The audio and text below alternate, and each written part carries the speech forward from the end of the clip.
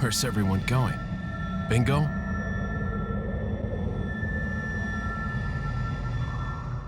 Hello and welcome to the first Boulder Punch monthly Q&A/AMA. This will be for December 2024. If you watch Accursed Farms with Ross Scott, he does something similar with his monthly video chats with his fans. This will be somewhat similar to it. Of course, these will be pre-recorded for the meantime. I know he does his live. And something I might do in the future is move it to live stream, but for now I'm going to do this as a pre-recorded video. And before I get into the questions, I also want this video to serve as a bit of a state of the channel update, what my plans are moving forward with the channel. And to be straight up, don't worry, I'm not stepping away from the channel or shutting it down. No, that's not what this is about. I did a few days ago do a community post that kind of breaks down a lot of my plans on the future and what I want to give back to you, the audience. So I will also link to that in the description, but I'll just also go over it here as well.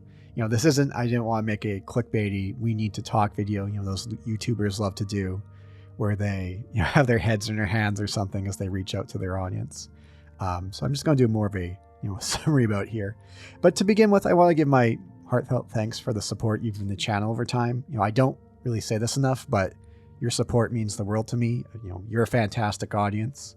And because of you, it's the reason the channel exists and will continue. As long as you keep coming back and enjoy my videos, I enjoy making them for the most part.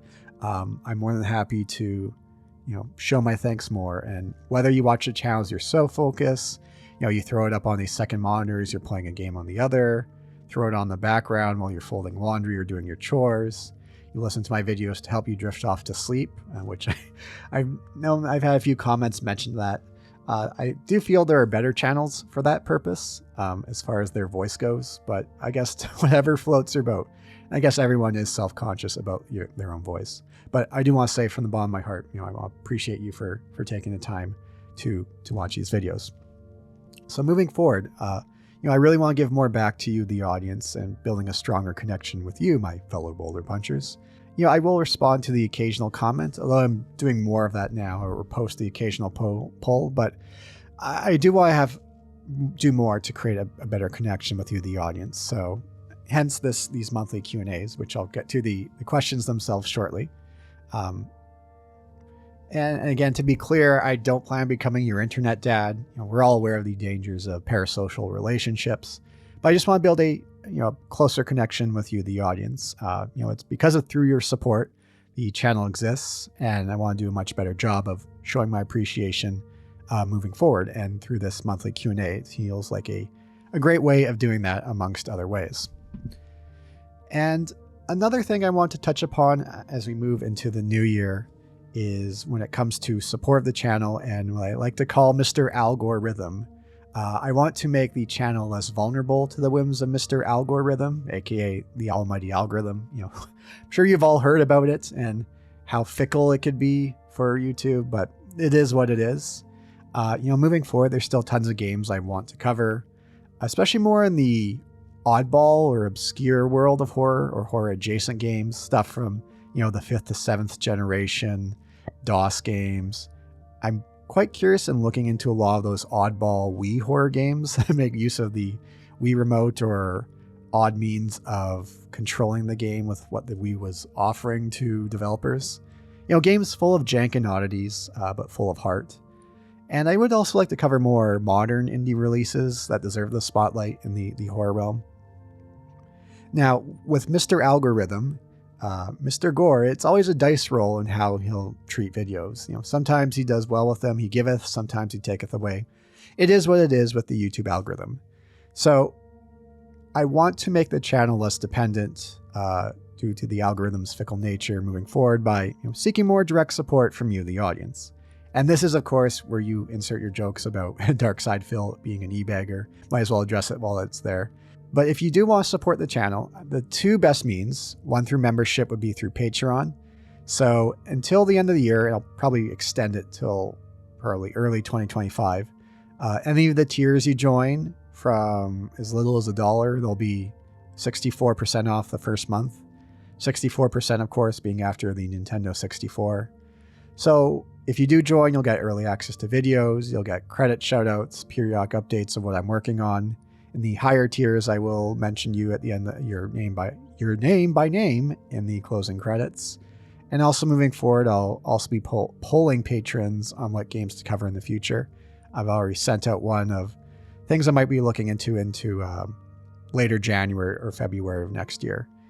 And if you want to do something more like a one-time donation, coffee is the best one. Again, I'll have these linked in the description or the pinned comment. And it's just something for you to consider. Do consider supporting the channel further if you're able to, moving forward, whether through Patreon or a one-time donation. Your support is more than enough. But if you do want to go the extra mile and want to support the channel further, do consider something through Patreon or one-time donations to help deal with Mr. Algorithm, and so I'm less at his mercy. So that's kind of in a nutshell about the state of the channel as an update before we get to the Q&A here. Again, I don't say this enough, but you've made the channel what it is today. Your kind words and all your support keep the channel moving forward. And with that, with your kind words and now we'll get into your kind questions here with the Q&A portion. Let's get to the questions. Before we begin, I want to thank everyone for the excellent questions. To quote the late Iron Sheik, I'm not going to try and do the accent. You ask excellent question. You asked me excellent question. Deep Fried Hugs asks, what is your most nostalgic game that you come back to fondly, Boulder? What I come back to on the regular, I guess ones I have installed or easy to have access to, Doom would be one of the major ones, playing that as a kid, being probably a little too young for it, but it's always nice to have Doom, the original Doom. Doom 2 does much, but just to kind of spend 5, 10, 15 minutes just toying around with it, having some fun, whether it's just the base campaign or all the various fan maps over the years. Deus Ex, always, although that one's a bit more involved with the process of playing it, but that's one I always like to come back to fondly. Any kind of the Resident Evil titles, I'd especially say 4. It's actually, well, I have been getting footage for a video on Resident Evil Mercenaries, so it's been nice to play Resident Evil 4 again. Those kind of feel like the main 3 ones as far as that I like to come back to fondly on the regular. Thanks for the question. Bunny Rabbit 8 asks, what started your love for horror/survival horror games? Was it a particular game you played? Yes, that would be Resident Evil 2. Growing up, I had the fortune of having 2 sources to getting access to games that I was probably a bit too young for. One being an older cousin, and one being an older brother of a close friend. And from that close friend, that's where I was able to play Resident Evil 2. They had I had an N64 at the time, but they had a PlayStation, and through his older brother, we had access to Resident Evil 2. And that definitely started the love for the survival horror space for me. So yes, Resident Evil 2 was the big one. It was more actually watching my friend. He's one of those ones that was he hogged it quite a bit, but I didn't mind at the time watching it. But it was Resident Evil 2 is where it began. Sammy Ross 8247. Do you play any games outside of the horror genre, and if so, which is your favorite? Yes, I play many games outside of the genre. And some I cover on the channel, like the immersive sim space, bringing up Deus Ex again, the Thief games, the Dishonored titles, anything in that kind of arcane space, the Deus Ex, all that series. Metroidvanias I really enjoy. I've covered a few Metroid games on the channel, the Metroid Prime series. RPGs I don't play as much anymore, but yeah, growing up, big fan of JRPGs. The Super Nintendo ones, played a lot of them on emulators. And got more into Final Fantasy. What else? It's more what I don't play. I mean, these days I don't play a ton beyond what I cover on the channel. But I was a big fan of platforming games growing up. Mario 64. Banjo-Kazooie was another one I quite enjoyed. I really enjoyed the Prince of Persia games on the 6th gen, the PS2 era. Especially Sands of Time was the big one for me. What else? Any kind of shooters. I wasn't big into Call of Duty, but I was quite big into Halo. Let's see what else. Big into RTS games. I never got into like Dota and all that, but I was a huge fan of StarCraft, Warcraft 3, I did play the campaigns or the base game multiplayer, but Most of that was through the custom maps, and my goodness, so many great memories of those maps over the years. Character action games, I've covered Bayonetta on the channel, but I'm a big fan of Devil May Cry, which I've thought about covering here on the channel. I've been meaning to replay Metal Gear Rising: Revengeance. Big fan of the Soul series, so the Dark Souls, Elden Ring. I was supposed to say Elder Scrolls. Elden Ring.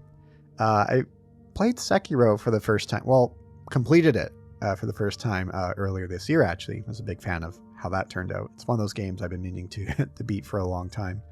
But yeah, so I do play a large mishmash of games. Not as much anymore. I just mostly focus on the channel, what I cover. But yes, I do. As far as my favorite goes, I would say kind of the immersive sims, probably the character action, maybe even the old, where it comes from that old beat 'em up school of thought. Yeah, those kind of feel like the big ones. Thanks for the question. Saxon Israel 8398. What year were you born / how old? I won't get specifics, but I will say I'm an early 90s, born in the early 90s. Fesh Avocado 4084. Your top 5 games. Resident Evil Remake, and this isn't in any order. Resident Evil 4, Deus Ex, Doom, StarCraft, Mario 64. I know this is going beyond 5. Half-Life 2, I've been, especially because as of recording this, there was the 20th anniversary not that long ago. I always had very high up on my list. That feels like one of those games I come back to and maybe not have as high as I thought it was, but those feel like a good 5-ish or so of what I consider my favorite games. Thanks for the question. Hammy Hamilton 451. So there is an immersive sim fan right there. Which survival horror game, in your opinion, has the most interesting / well-made puzzles? It's hard to break down to one, so I'm going to cheat and do a few examples. In more recent years, I'd say Tormented Souls had some very interesting puzzles. I don't know, some of them, would I call them well-made? They could get pretty out there and were quite the head scratchers, more than usual when it comes to survival horror. Some to the point where it was kind of, I thought, maybe a little too obtuse of, well, how was I supposed to figure that out? But that's one that stands out in recent years. As far as going back a bit more, I would say especially the first 3 Silent Hills have some of the more interesting, well-made puzzles. I know it's a controversial one, but I really like the puzzle in Silent Hill 1 with the piano, with the birds that you have to figure out with the white and the black keys. Black Sheep Q5W. Do you have any plans to cover more of the indies, old or new, including stuff like walking simulators? Excuse me, like Puppet Combo games and Fear Phantom series, Analog Horror Andy's Apple Farm, Shipwreck 64, Point and Click Frambo, Sally Face, RPG Makers, Aooni, Off, Corpse Party. And for some of these specific ones like the Haunted PS1 demo disc compilations, Lost in Vivo, Faith, The Unholy Trilogy, Gregory Horror Show, a PS2 game. Obviously no pressure to cover all these, just the ones or the subgenres that seem to be a good fit for covering in the future. Obviously no pressure to cover all these, yeah. Thanks for the question, Black Sheep. As far as these ones you mentioned, Faith, The Unholy Trilogy is what you mean. I've already covered that one. Lost in Vivo, I've had that on my list to potentially cover. Gregory Horror Show, that's one I've written down somewhere. I don't think I would do it anytime soon, but it's a possibility. All these other ones, some of them I've heard of, some I haven't. I'm not sure. I did mention earlier that I do want to cover more indie games in the horror realm. Puppet Combo games I'm a bit familiar with. Nothing that I found where I would do a video on.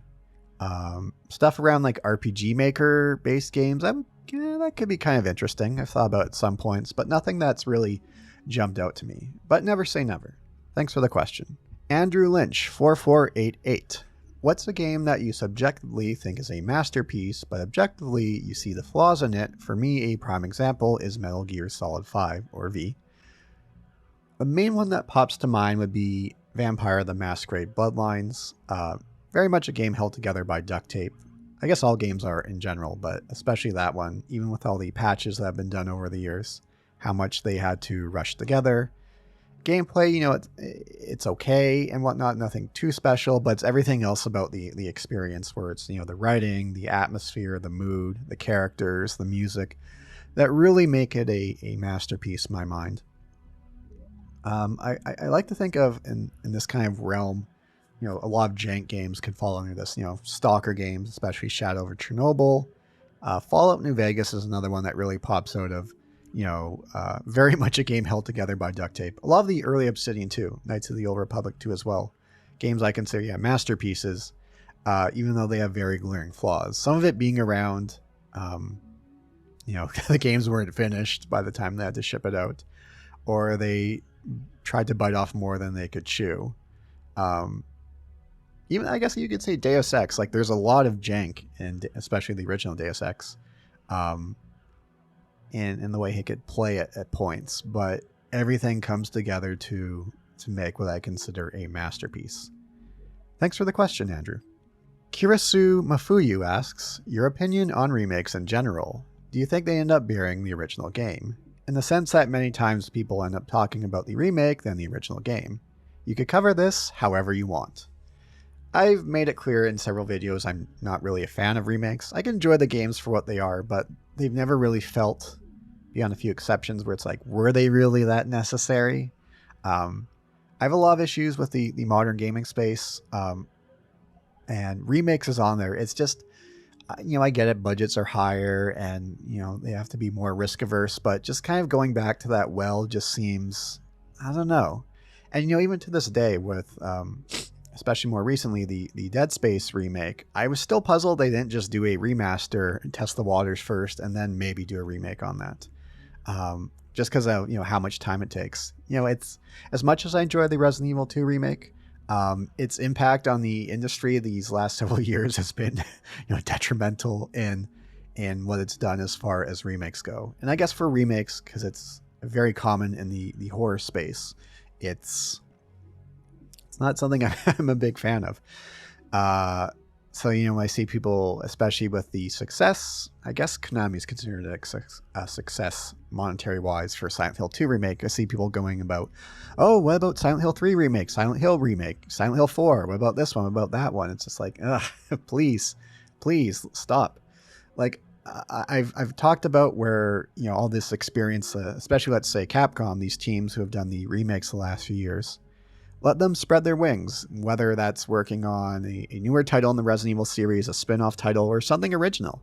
I'm a big fan of pushing for original IPs. I guess more recently, Slitherhead, which was a very janky, flawed game, but I could appreciate it because it did its own original thing. And that's, more what I want to see in the industry these days and what it used to be. I get it. With budgets, it's a lot more difficult. But yeah, we don't need any more remakes, more or less. Every once in a while, I'll be like, okay, when they had the Riven remake, the System Shock remake, I was more like, okay, I could kind of see, be a little more accepting of those, but just everything kind of in the horror genre, it's just like, let's stop with it, please. And do I think they end up burying the original game? Not in my mind. I always tell myself there's always the original. My memories with playing the original, or I could always go back to the original. Obviously, when you have these remakes, that's going to take more of the focus in the world of the discussions or discourse. But and always that comparison between the two, the remake and the original. But that's just kind of how it is, unfortunately. But I don't think they bury the original game as long as they don't try and erase that it exists. If you, for example, like Resident Evil, like 2, 3, 4, they haven't really buried the original games. Sure, they're more focused now upon these days, but the originals are still there, and you could still buy them on stores, right? It's not like Capcom took them off. If we're talking Silent Hill again, with Silent Hill 2, it's a lot more difficult to get right. You can't really buy a new version of it, emulation, find an old copy, or use the fan patches. You can't just really go on a storefront and buy it, unfortunately. And that's where it's more likely that they end up burying the original game. That was also kind of my concerns with Silent Hill 2 and what it's done.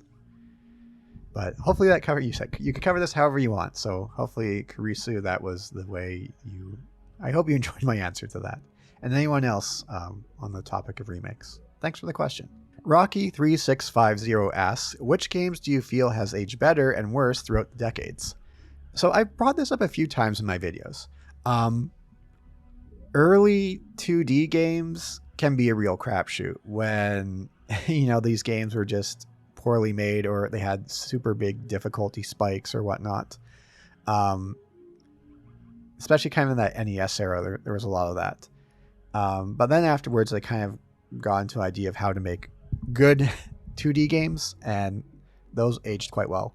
I also think early 3D can be really up in the air as far as aging poorly, where those first few years of discovering how to do 3D gaming, working with a camera space, and how to, especially around the cameras and how to control a character, could be a real crapshoot. So I would say those era of games.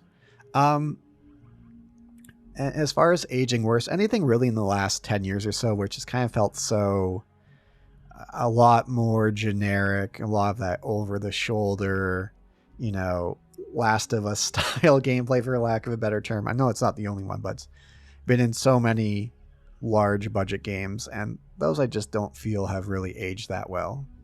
Thanks for the question.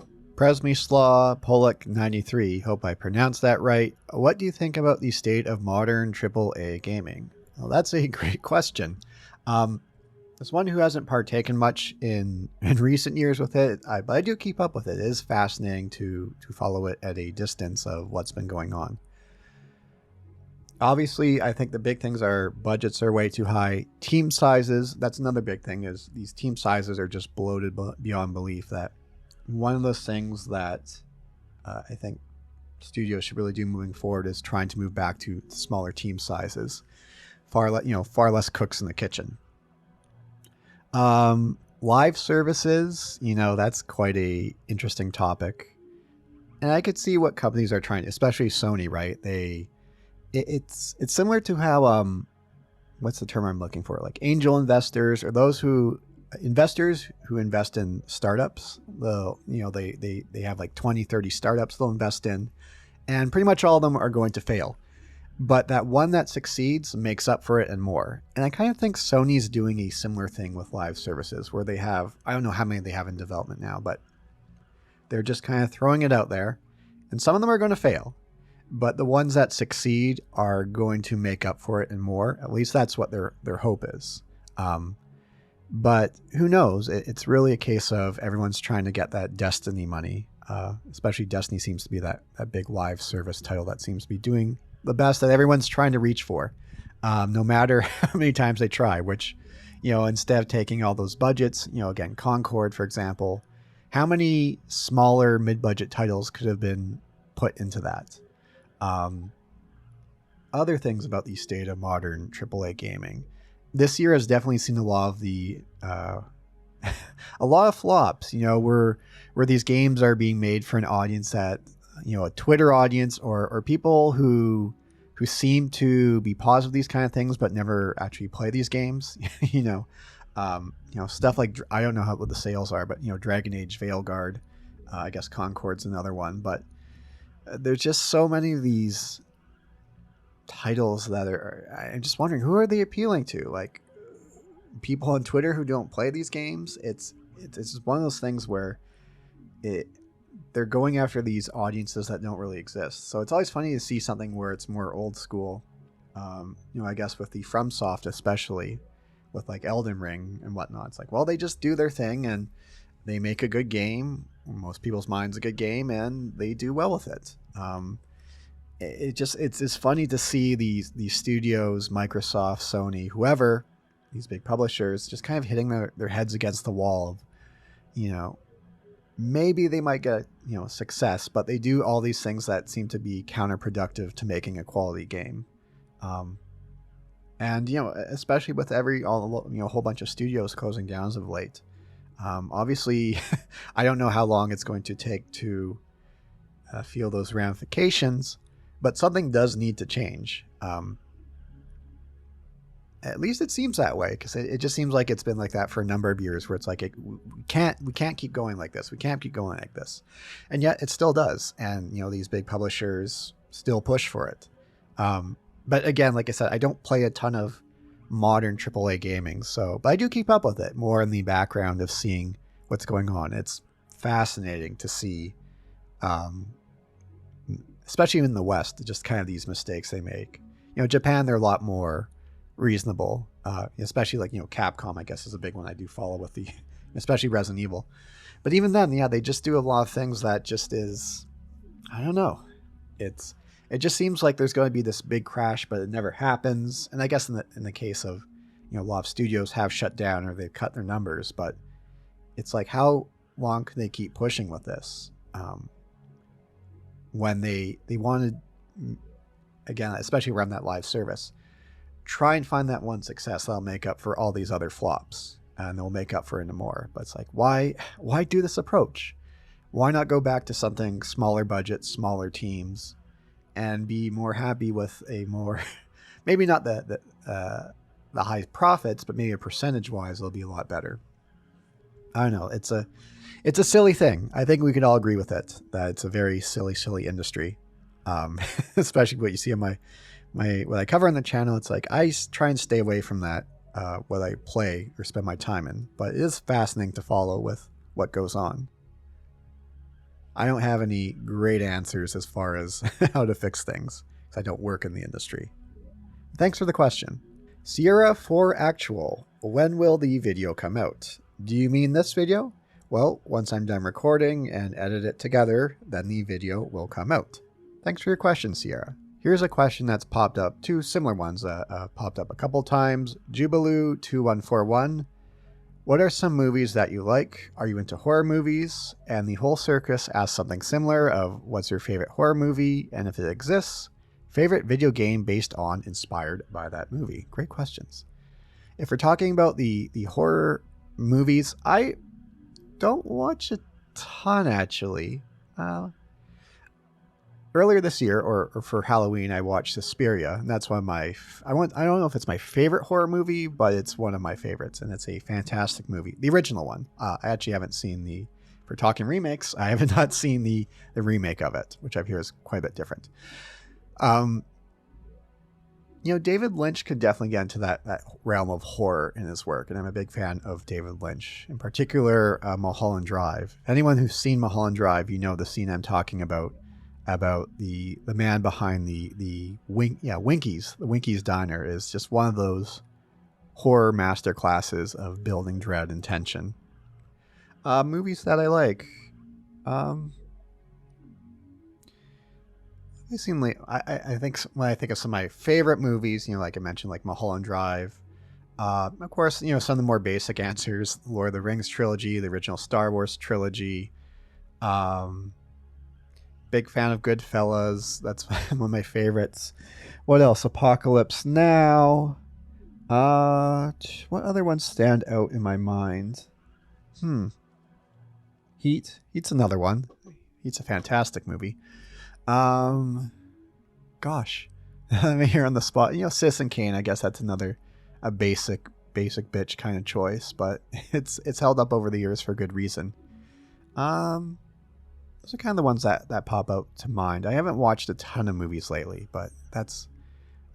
as far as horror goes, The Shining's another one I'm a big fan of. Thanks for the questions, you two. So, Dopamine3 asks, what are your top 10 survival horror games?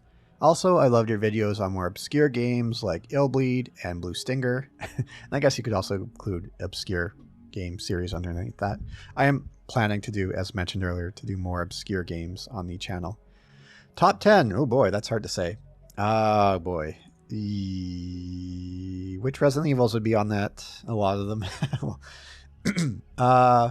Remake 2, 4, Silent Hill 2, Silent Hill 1, probably Silent Hill 3. Gosh, it's hard to say like a top 10. Really like Haunting Ground. That would definitely be up there. Illbleed. I don't know. Illbleed is not a top 10, but definitely one I really quite enjoy. Oh gosh, that's really hard to say with the these top 10 kind of questions, but it's better than just like what's my favorite one. One of these days, I'm really going to have to sit down and come up with a better list for that. But yeah, I would say Resident Evil Remake 2, 4. Probably Dead Space, maybe Dead Space 2 as well. First 3 Silent Hills, maybe 4 I might include on there as well. Haunting Ground. Gosh, yeah, I should probably do a better job of. One of these days I'm going to sit down and really come up with that list. But thanks for the question, Dopamine 3. Frozen Starfish. What is your favorite gun to use in any survival horror game? It could be a starting pistol or something crazy weapon like Pyramid Head's blade, or really anything to use to attack. Thanks for the question, Frozen Starfish. I would say the plasma cutter in Dead Space. It's a very obvious answer. A lot of people say, but it's kind of an iconic weapon for good reason. One that stands out to me more as of late would definitely be the psychic powers in the Galarian series. The survival horror title where you play this kid who has these psychic powers, and there's some pretty fun ways. Lighting your enemies on fire, pushing them back, picking them up on the ground, slamming them, all with your psychic abilities. I guess that's not a favorite gun, but it is a favorite kind of weapon, or kind of like something crazy kind of weapon, is to use your mind to attack your opponent. Crowmin6083. Since you cover a lot of horror titles, have you considered doing a Bloodborne retrospective? Or perhaps Souls/Souls-likes in general? I know it's getting oversaturated in more ways than one, but it would be interesting to hear your take on these. Great question. Bloodborne, I'm one of those people who haven't played it because I didn't have a PS4, but it seems like with the emulation, it seems like it's more or less ready to go. That, or they finally do a PC release for its 10th year anniversary, which is coming up in 2015. If that doesn't happen, then it's emulation all the way. Would I do a video on it? I'm not sure. I did do a video on Elden Ring. When I did play through Sekiro earlier this year, I thought about doing a video, but I ended up not doing one on it. Just played it for sheer enjoyment. Yeah, I think that area is quite oversaturated. I don't think I really have anything new to say in that area, so I probably wouldn't. Although maybe with Bloodborne, who knows? Stranger things have happened. Thanks for the question. Kate7609. What superhero or villain would you like adapted into a video game, and what type of style would you want it to be? Nothing really pops to mind. I'm not really big into anything superhero in that realm. We already have plenty of that. I guess it would be kind of interesting. They've never really tried to make a Watchmen game, have they? I think that could kind of be something interesting. And you could have beat 'em up elements, but you could definitely do something a little more involved, maybe more of a branching story with that. I think that really pops to mind in that kind of world. Thanks for the question. Torshek8634. Any plans for a horror games in review 2024 for each year? That's something I thought about. I don't plan on doing that for this year, and I guess I haven't really done one before. But it would be kind of interesting to kind of do a brief cover of what happened in the world of horror, or at least what I covered in the year. So I guess for this year, 2024, of course, I include Silent Hill 2 Remake. That would include some indie games I covered. Conscript, Hollow Body, Crow Country. Of course, I think those are the main ones I've covered for the year. It's something I've thought about. Who knows, maybe by the end of the year I might have something. I wouldn't bet on it, but stranger things have happened. Shazbort, have you played or do you ever plan on covering Nocturne? Feels like a game you would enjoy. Yes, I do have plans on covering it. I haven't played it before, but I am familiar with it. It's the same studio that made the Blood Rain series, and I have seen some other videos on it, and it does look like it would be something right up my alley, and something that probably I will cover next year. You never know. It's always kind of changing what I decide to cover. But Shazboard, I appreciate the recommendation. Umar Mayet 4647. Hopefully I'm pronouncing that right. I'm sure I'll get a lot of comments saying I pronounced your name wrong, but that's how it is. That's how things go. What was the game and console that began your love for video games? It would definitely be the Super Nintendo, early 90s kid. That was the one I had to begin with. That was the one that really began the love for video games. And I guess playing, I did play some PC games here and there, but that was more at my cousin's place. We would do that. You had more access to those kind of games. But thank you for the question. Strangoman, What games do you think has the greatest, most captivating, or most thought-provoking narrative or tone? So I'm not going to just settle down on just one game, but I will bring up several. Silent Hill 2, obviously, with how it deals with its mature and dark themes in ways that few games really dive into, and do so in a concise and well-told way.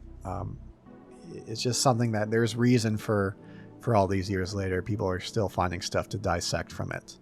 Another one that stands out would be Deus Ex, just with all of the stuff that it kind of predicted in some ways, in some shape or form, with anything from how the internet's come out, censorship, conspiracy theories. That's always been very captivating with how that's turned out. Somewhat similar to that Deus Ex space, and it's only a small portion of it. I'd say Metal Gear Solid 2, Sons of Liberty. Specifically, what I'm thinking of is the end bit with all the stuff around the AI and that kind of future. That's the thing with Kojima. He throws a lot of stuff at the wall, and a lot of it does not stick. But what does stick is very captivating, as you would say. But that stuff, especially at the end of Metal Gear Solid 2, around, I guess the internet, humanity, AI, is very, very fascinating. And the last one that really pops up to mind, and kind of similar to Silent Hill 2, would be Rule of Rose. It really, again, like Silent Hill 2, covers some subject matter that's quite dark, and for good reason. You don't see a lot of games cover it because it's very difficult to do right. But anyone who's played Rule of Rose, just the way it deals with cruelty of children, and your perspective as a child and how it changes as an adult, friendships, love. It's especially that ending. It just hits like a ton of bricks.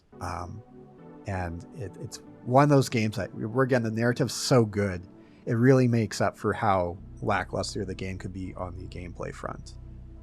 Thanks for the question. Your worst nightmare, 999. Have you played Subnautica? I have not, but I am familiar with it. Bonda Povin, what is your favorite survival horror game that does not come from either North America or Japan? So that case, when I'm thinking of games that came from Europe in that realm, from Germany was Signalis. I guess we're talking more recent. The team that made Tormented Souls, I'm thinking more recently. I'm thinking indie too. Tormented Souls, they were based somewhere else, South America. I want to say Argentina, but that might not be accurate. But they showed a strong understanding of how to make quality survival horror. With Australia, you had Conscript, which is a recent release. Now I'm thinking about a lot of it comes from the indie realm. The creator of Elisa, I believe, was from Belgium. Crow Country, I guess that's another one. And same with Hollow Body, came from England. Yes, the Obscure series. That one comes from France. But those are the ones that really, again, like I said, it's mostly kind of been more in the indie space. Thanks for the question. Case Grat, when you were a kid, were there any games you play that really freaked you out or scared you? Yes, I found point and click games. Once I played more at my cousin's house, some of those I could find quite freaky.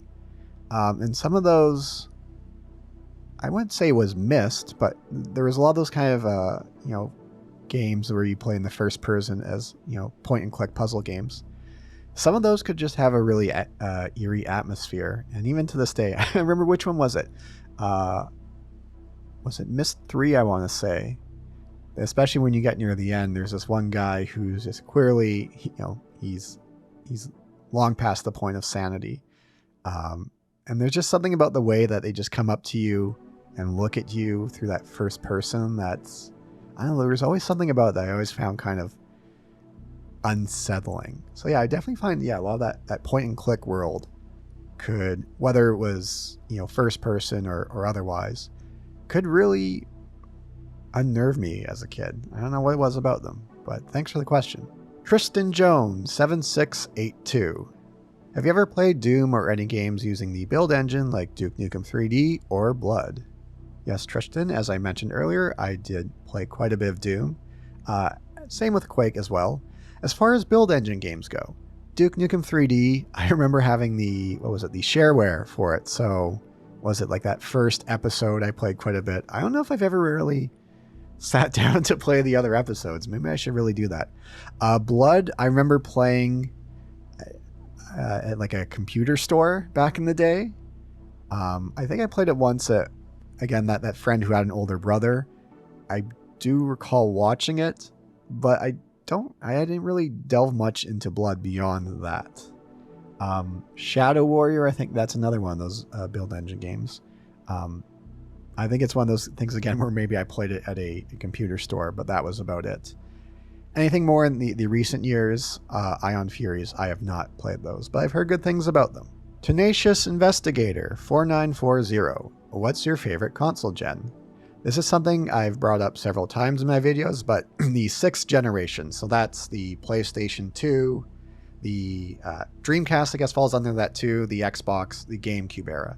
So that's kind of 1999, 2000 to kind of 2006-ish.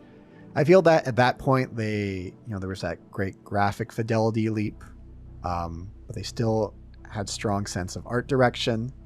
At that point, they kind of ironed the kinks out of 3D gaming.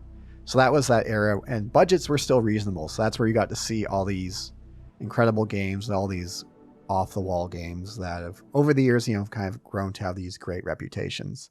And you didn't need to sell millions and millions of copies to be successful. And yeah, that's why it's just like a perfect storm with everything that came together. Thanks for the question. Audio Surface Archive. What is your most vivid memory of a game from your childhood, and why do you think that is? That's an excellent question. So a few things that pop up to mind. One, I think more playing at my cousin's place. Again, as I mentioned, they had older, so they had access to different games. The ones that kind of stand out a lot was, playing multiplayer, playing GoldenEye 007, slappers only, playing a lot of Mario Kart 64 there. One I remember being quite vivid was playing Where in the World is Carmen Sandiego with them. And we did catch Carmen. That was like a big deal. It's like, oh my God, it's Carmen Sandiego. Why do I think that this is, as far as it being a vivid memory? That's a good question. Memory in childhood's a funny thing, right? Of those moments that stand out to you. Some things that are quite large don't really seem like they, the things that are more mundane kind of just stuck with you over the years. But yeah, those are the kind of the big ones. Just playing GoldenEye, Mario Kart 64, and catching Carmen Sandiego. And I believe was Where in the World is Carmen Sandiego. We did play a couple of those, but that's one that's quite big. Thanks for the question. Jerryboy123, what are your thoughts on DSP, or Darkside Phil, continuing to hit the goals and crushing the trolls? So the funny thing is, I haven't paid that much attention to Darkside Phil as of late, and I guess I haven't mentioned him in any video as of late, but it's been a fascinating year for him in a weird way, with him finally admitting that he played WWE Champions, that mobile game, although he won't say the exact numbers he's done. But to see him finally play that on stream and just see how much enjoyment he gets out of the game compared to anything else he plays is really fascinating. I'm not that familiar with him, but just how he's got more involved with the wider community of internet eccentrics, with the Kino Casino with Warski, and he's got involved in that world, and how he talked with Joshua Moon or Null from Kiwi Farms. Like, they had a conversation that was, it's one of those things where I can never phantom would have happened even like a year or two ago, but yet it happened. And I know Mr. Medicare has been trying to do an interview with him, kind of being with, if you're not familiar with Mr. Medicare, he's had some very, very serious health issues and hanging by a thread. And I guess the thing is, they want to kind of make it like a Make-A-Wish where Mr. Medicare will get to talk with Darkside Phil before his passing, whenever that may happen.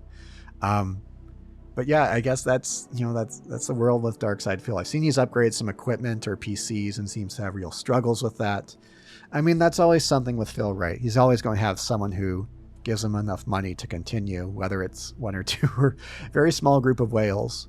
But And yet, that's always the funny thing with Philly. He just keeps on trucking. And, there's that joke that, the heat death of the universe, he's still going to be here. And that's very true. But thanks for the DSP-based question, JerryBoy123. Nobody in particular, 9640. Do you have a game or series that you really like, but feel like basically nobody outside of yourself know? I had to think about this one for a while, and actually, yes, there is one, specifically a game that I've seen very little covered on, and I did cover it early on in the channel, and that game is Netherworld Beyond Time I Stand.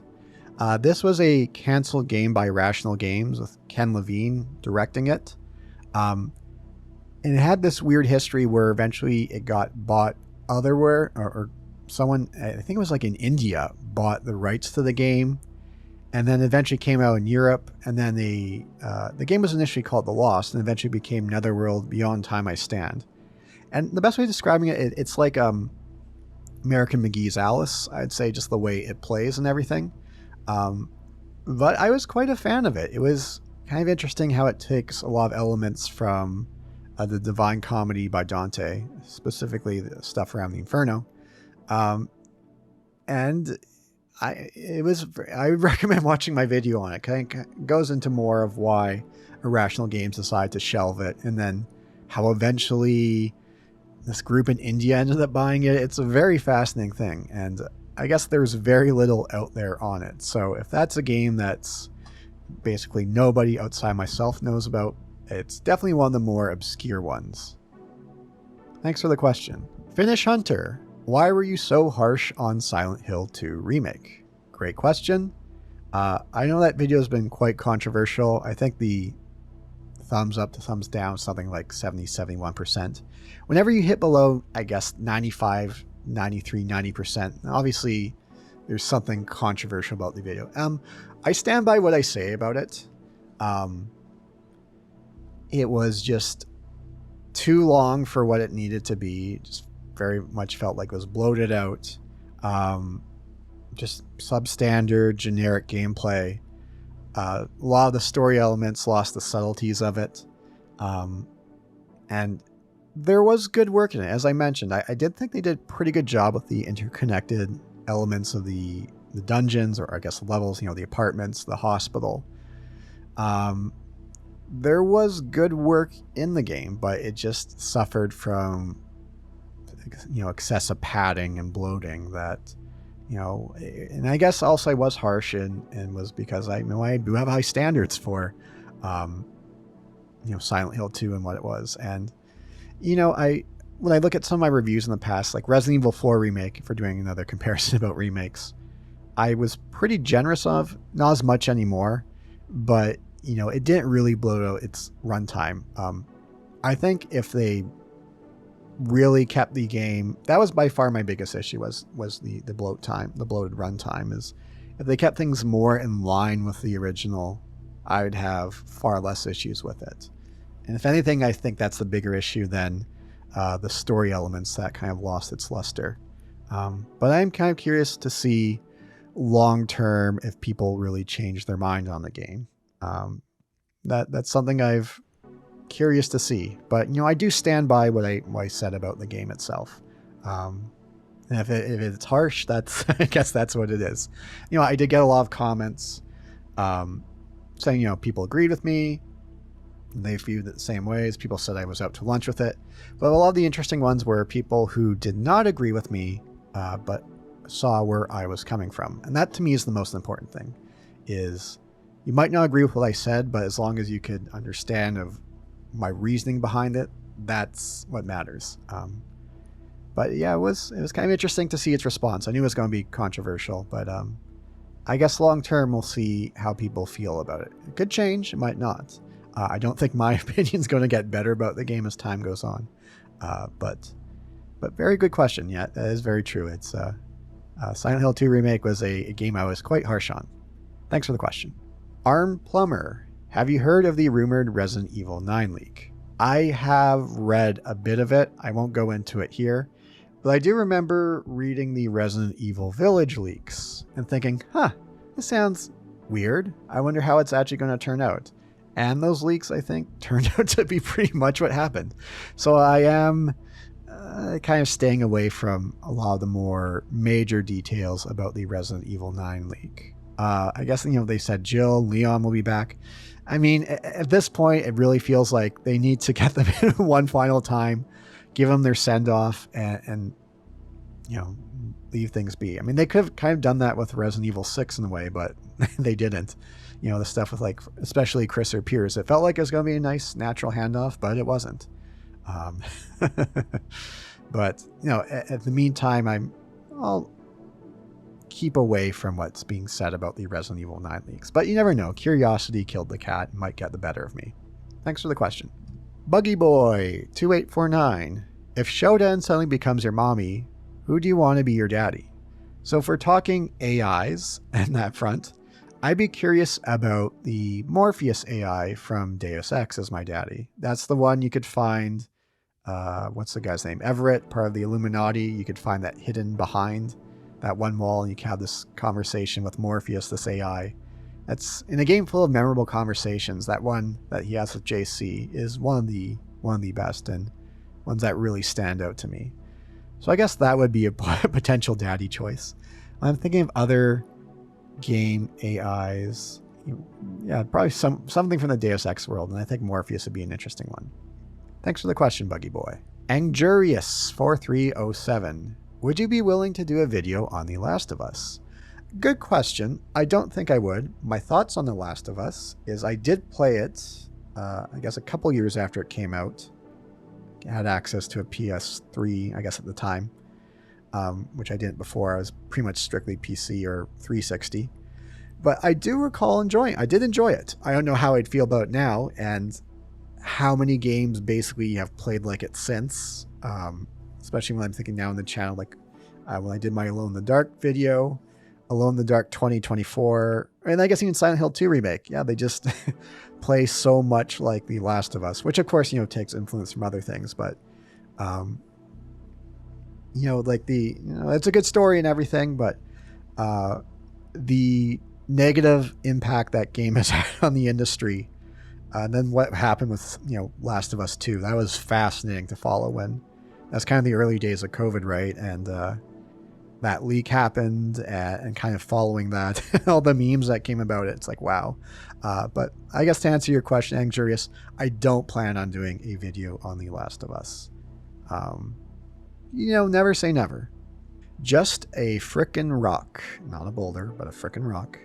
If Joseph has 3 daughters, and each of them have 1 brother, how many children does Joseph have? Well, I'm going to guess it's 4 children, where it's the sense that each of them have 1 brother, that is the same brother, so it's 4 children. Unless I'm missing something else about this. Dial 3725. Do you think I'm pretty? You're amazing just the way you are. And that will be all for this month's Q&A. I want to thank each and every one of you for the excellent questions. If I didn't get to yours, it might have been due to you got to the question, or you sent in the question after I recorded this. In the future, if your question didn't get answered, you could always ask it again. And I look forward to doing more of these because you guys gave me some excellent questions to think of. Hopefully you enjoyed this Q&A. Once again, I want to thank you all for supporting the channel. You make it what it is. I know I don't really say that enough. But I like to quote Stockpile Thomas from Demon Souls saying, "You have a heart of gold, don't let them take it from you." Again, thank you so much for making the channel what it is. I hope you have yourself a great Christmas or whatever you celebrate. New Year's and everything. 2025 will be the year of the Spoonie. Hopefully you know that joke if you're familiar with Spoonie. And each coming year, it seems like for the last decade, has been the year of the Spoonie. Maybe 2025 will finally be that year. So thanks again, everyone. Again, I look forward to doing this again